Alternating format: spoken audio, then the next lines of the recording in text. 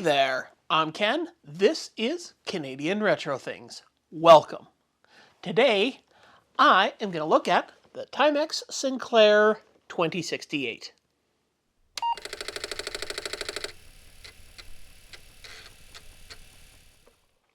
So I picked up this little computer a little while ago, and it came with a nice, pretty little pink Post-it note on it. The Post-it note says, works with a little bit of speaker noise. Now, should I trust that Post-it note?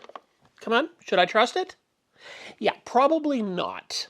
A good rule of thumb is never trust a Post-it note on a retro computer unless you're the one that wrote it. So we'll take a look at this computer. This is kind of a 48K Spectrum computer. And I just say it's kind of. Anyways, we'll look at it. We'll see what makes it different from the Spectrum computer. We'll take it apart and look on the inside. If everything looks good on the inside, then we'll have to figure out a power source for it and plug it in, try it out. And then we can play around with it a little bit, and I can go into some detail of what I want to do with this computer. So yeah, I think we should jump right into looking at this computer, but before we do that, I think we should say thank you to the sponsor of today's video, PCBWay. PCBWay, where you can have PCBs printed starting at only $5 for 10 boards. If you've never ordered a PCB from PCBWay but are thinking of doing it, did you know that when you make an account, you get a $5 welcome bonus? That means your first order could be nothing. All you would pay for is shipping. So, if you're on the fence about making an order, why not try PCBWay today? Just visit www.pcbway.com. The link is in the description of this video. And this is the Timex Sinclair 2068. As you can see, it's got a chiclet keyboard. Definitely not the worst chiclet keyboard I've ever felt, and not the best. One of the first things that you'll notice about this computer is, like other Timex or other Sinclair computers, each key does multiple functions. And rather than typing words out like save, go to, go sub, you do key combinations to do the different commands. So I would assume that if you use this all the time, it would be something that would become fairly natural for you. But when you're first starting out, it is definitely a lot of hunting the keyboard to try to find the right command. Now, how about we look at some of the things that make it quite different from the 48K Spectrum. For instance, right here, it's got a cartridge port that you lift up, and the cartridge just slide in there. On the side here, it's got a 9-pin joystick port, a power switch, and on this side, a 9-pin joystick port. And on the back, it has got a TV output, a composite output, earphone and microphone jacks for hooking up a tape player, your power input, and in here, an expansion slot. So on the back, it looks like we have 1, 2, 3, 4, 5, 6, and 7 screws. Something else I forgot to mention, it's got a built-in speaker here and a sound chip on this. So let's just start taking out screws. I, of course, have never taken one of these apart before because I have never had one of these before, and I have never used one of these before. So this should be interesting. Looks like the back screws are bigger than the front screws, so definitely have to keep them separated. And Looks like everything just lifts off, and we do have a ribbon cable back here that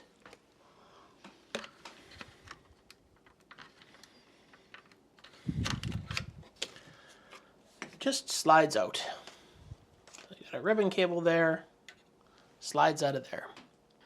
A very nice, clean looking interior.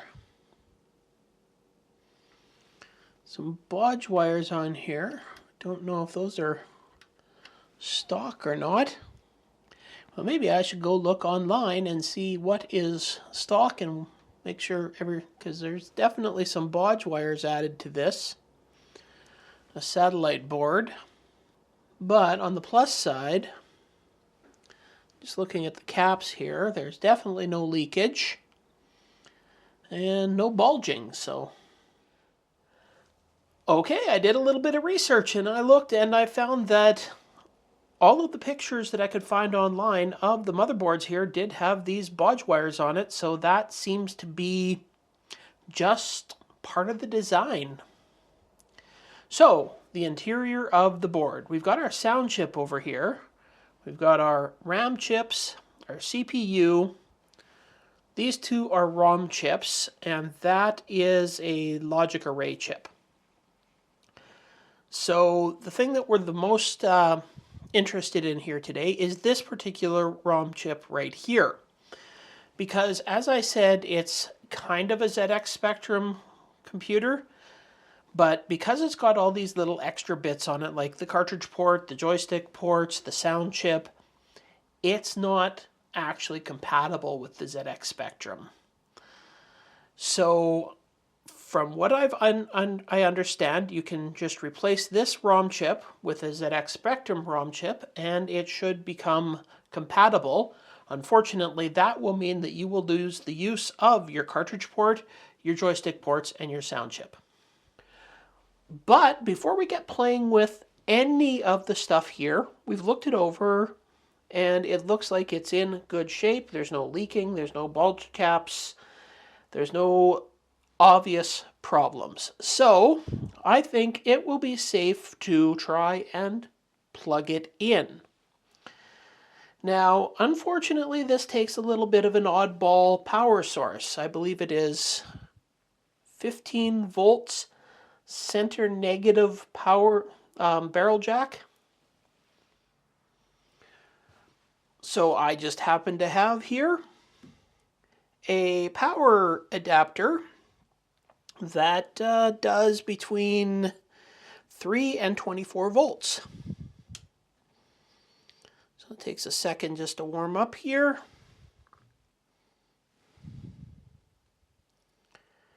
And I can set that to 15 volts. Now the question is, how accurate is this? And there's also a little problem. So, first off, how accurate is it?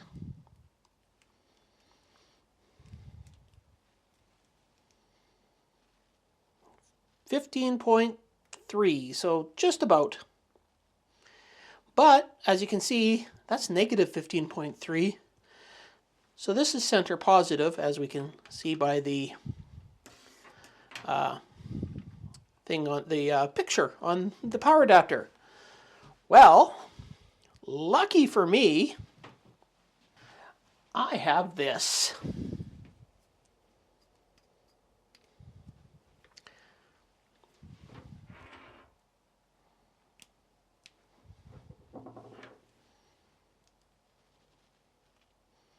And all of a sudden, it's positive. There we go. So this switches the polarity of the barrel jack. So this should work for what I need. Well, here goes nothing. Got the power cable ready to be connected. And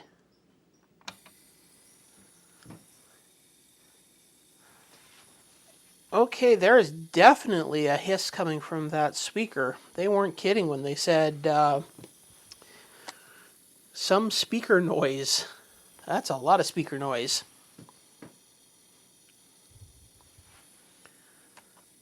All right, it appears to be working. Let's write a quick little program. Holy cow, this is not easy. Where the hell are the quote marks?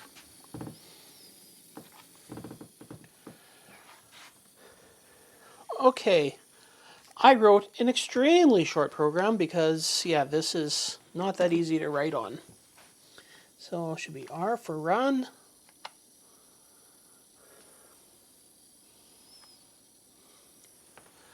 There we go. So that is working. Next, let's try and load a game on here. As it turns out, like with most things with retro computers, it's not quite as easy just to load a program up onto this Timex Sinclair 2068 as I thought it was going to be. First off, the jack on the back is a full-sized RCA cable, so I had to hunt and hunt and hunt around, but I did manage to find, and I'm lucky I brought with me, a cable that is a stereo 3.5 millimeter jack because I was planning on using my iPad to load a program off of, and the headphone output is 3.5 millimeter jack. And that goes into two RCA cables. Well, I'd only get one side, left or right, but I figured that would work. That would be good enough. So I tried it. It did not work. Don't know what the reason for that is, but I've made the decision that I'm going to now try to record that audio file onto a cassette and use an actual old cassette player to try and load here. So maybe I can adjust things a little bit more, because I know with the iPad, I had a lot of trouble using the Coco with it because it often turned out that the perfect volume level was between two of the electronic settings. So one level was too low, the next level was too high. So I started looking around for a cassette I could record on, and lo and behold, I found some new old stock. So enjoy my opening of a new old stock cassette.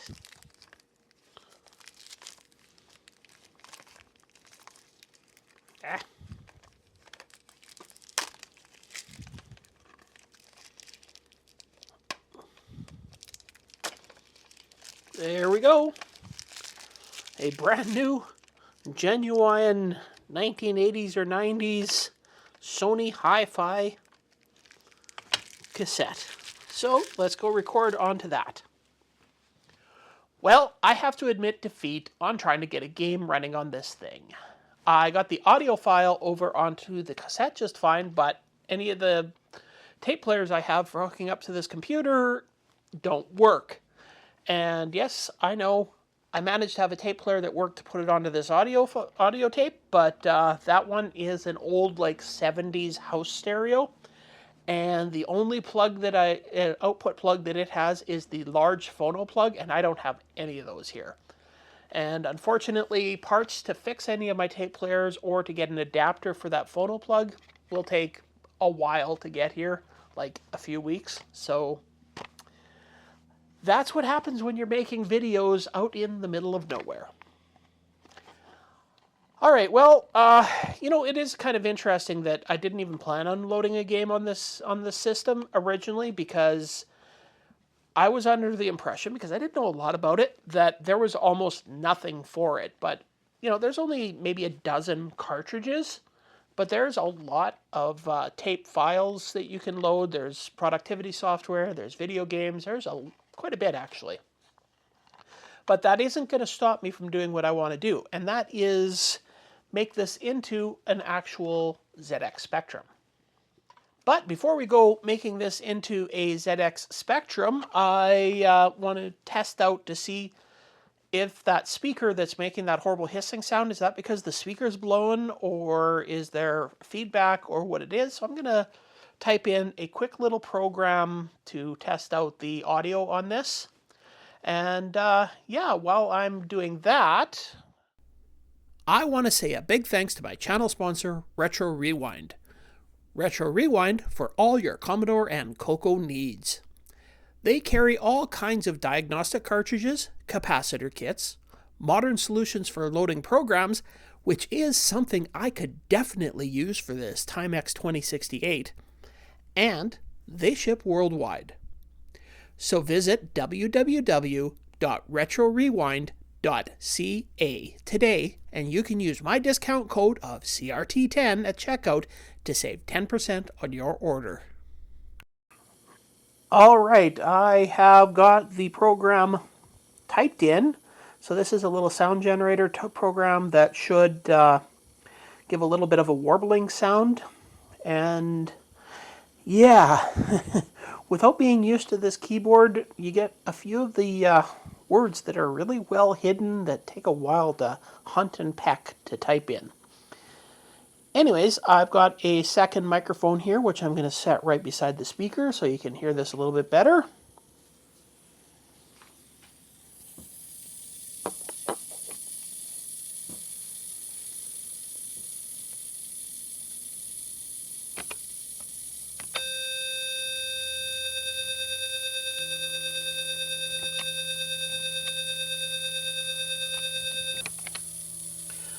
All right, yeah. The speaker seems to be working fine, so I guess it must be just some feedback going on in there, a noisy part that needs to be replaced. But that's for a future video. Right now, let's turn this into a Sinclair. And since we're doing that, I want you to notice something. When I turn on the computer, you can see that it says at the bottom of the screen, copyright 1982, Sinclair Research Limited, copyright 1983, Timex Computer Corporation. That means that this is the Timex ROM in there. One quick little operation later, I pulled the ROM chip out of there. I burnt an image I grabbed off the internet for the ZX Spectrum onto this 27C512 chip. That's a little bit of overkill, it's a little large. I think you could use a smaller chip, but that's what I had, so that's what I used. And I put it in. That's it, just change out those two chips. So there we go. You can see it says 1982 Sinclair Research at the bottom. That means that the Timex stuff is gone, and this is just a ZX Spectrum. Unfortunately, because it's just a ZX Spectrum right now, the joystick ports will not work, the cartridge port will not work, and the sound chip will not work. But there is a huge library of games, if I could ever figure out how to load a game onto this. Let's hook the keyboard up and see what happens. Well, there we go. It is now a Timex Sinclair 2068 that's actually a ZX Spectrum. One of the interesting things is that the Timex has a few commands that are not on the ZX Spectrum. For instance, the sound command. So if I try to actually input the sound command, you get a curly bracket.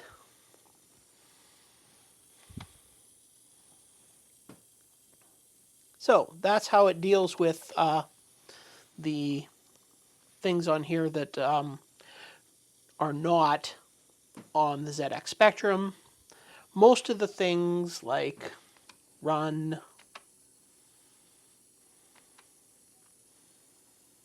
return,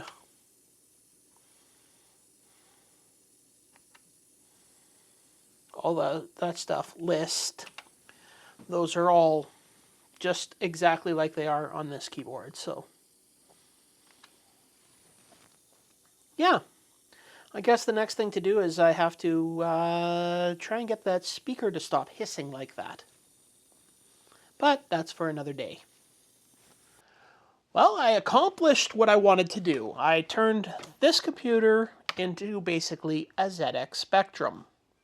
However, I am definitely keeping that Timex chip around because it's pretty easy. Just have to pop this open, put the Timex chip in there, and yeah, then I could play any of the Timex games just in case I get a hold of any of them, cartridges or something like that.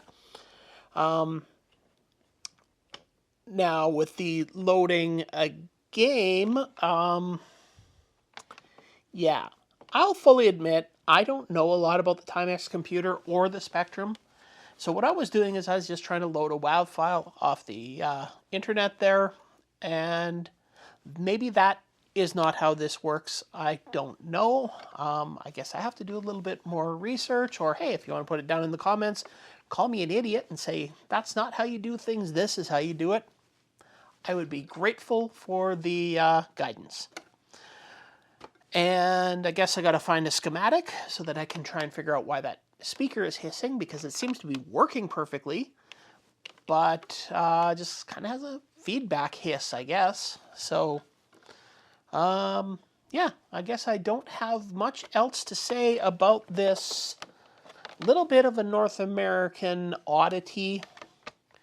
It definitely was not a big seller, but yeah, in its own way, it's a neat little computer. So hopefully I will be doing more work on this in the future. All right, well, thanks for watching. I hope you enjoyed this video.